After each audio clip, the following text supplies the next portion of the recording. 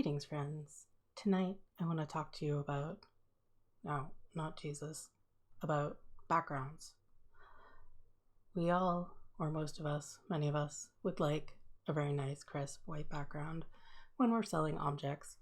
And there are lots and lots of ways to achieve that. You can do extremely well done lighting in IRL, and still you'll probably need to do a little post-production.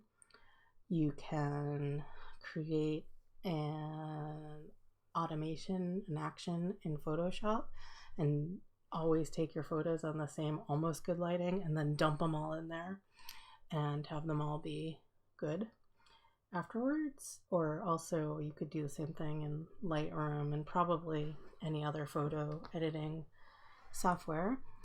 You can take your photos on your phone and use an app and then get them over to wherever, to your desktop if you're not going to list on your phone, which personally I would find to be extremely burdensome, but I'm Gen X, so we don't like typing on our phones. At least, oh, okay, my friends are way better at it than me. I think it's a pain. Anyway, you could use eBay's really kind of appallingly atrocious new listing tool and remove backgrounds there, I believe.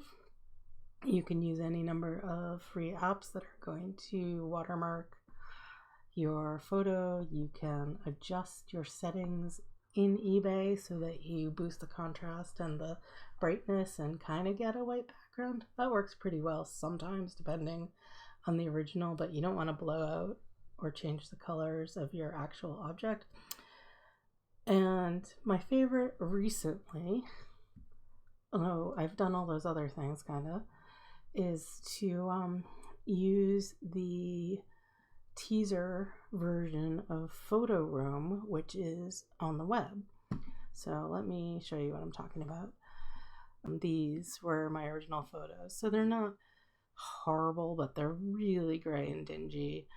And I could probably go in and brighten them a little and brighten them a little.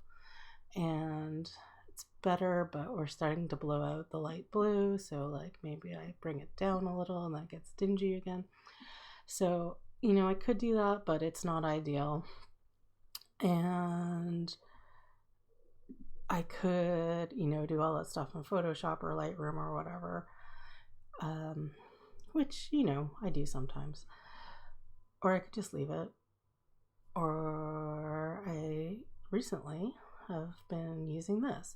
So Photo Room is a paid app for the phone, and it may be a good idea to pay for it.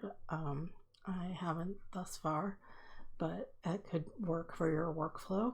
But there is a version on the web which teases you by giving you a free background remover with no watermark.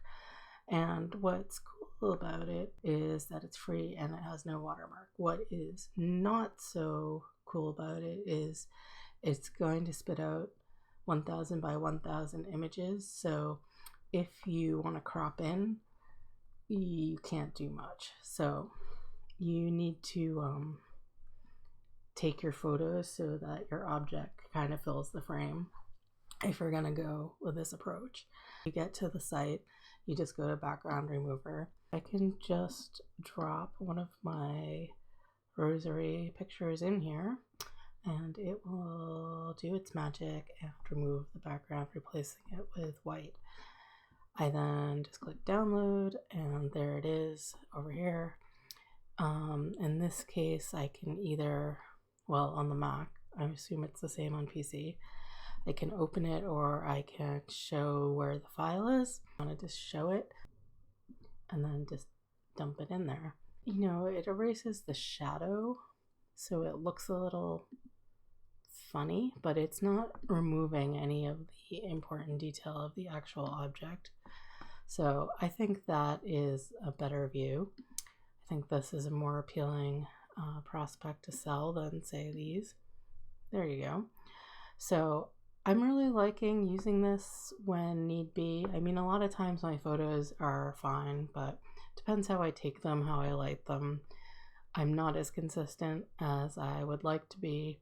Sometimes I change the lighting because the objects are reflective or whatever, and, I think this is a good tool as long as your image takes up enough of your picture plane that you don't need to crop in too much. You can a little, but not too much. I don't have any association with Photo Room. I don't care if you buy the paid version on your phone or not, and I wouldn't unless you need it.